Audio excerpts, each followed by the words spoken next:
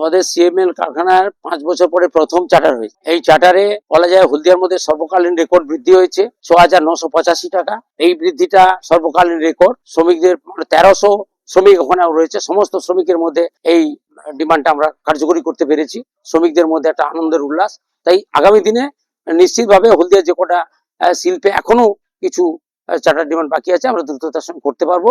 প্রত্যেকটা শ্রমিকের মুখে হাসি পড়তে পারবো। আজকে আমরা মানে অবর্তমানে দীর্ঘ প্রতিজ্ঞার পরে আমরা আজকে খুব আনন্দিত। বহু যুদ্ধ মানে যুদ্ধ প্রায় 7 মাস 8 মাস থেকে সিএমএল করে আপনারা তো জানেন, বহু যুদ্ধ অতিক্রম করে আমরা আজকে সফল হয়েছি।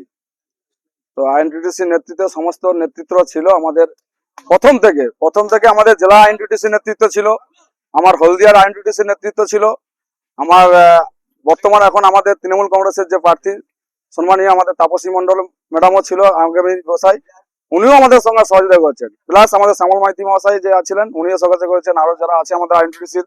এই কারখানাতে এত লো পেমেন্ট ছিল, কাজ এত কঠিন, অ্যাসিড এবং লেড এবং জীবন এরা হাতে নিয়ে কাজ করে কিন্তু পেমেন্ট সেভাবে পায় না। এরা লড়াইটা করে যাচ্ছিল।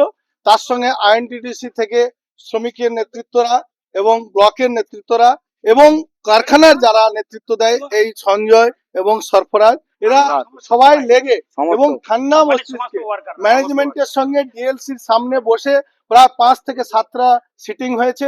আজকে তার ফাইনাল হলো।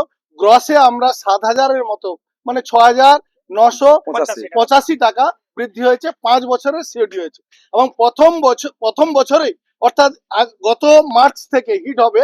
এটা কত না 50% টাকা হিট হবে।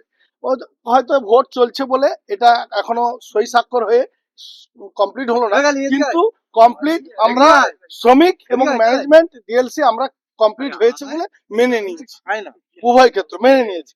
সেই জায়গা থেকে এদের একটা সম্মানজনক বেতনের জায়গায় গেছে। তো এটা প্রথম ফার্স্ট ইয়ার 50%, তারপরে মোটামুটি 10%, 12% এবং 15% এইভাবে করে ডিসবার্স হবে।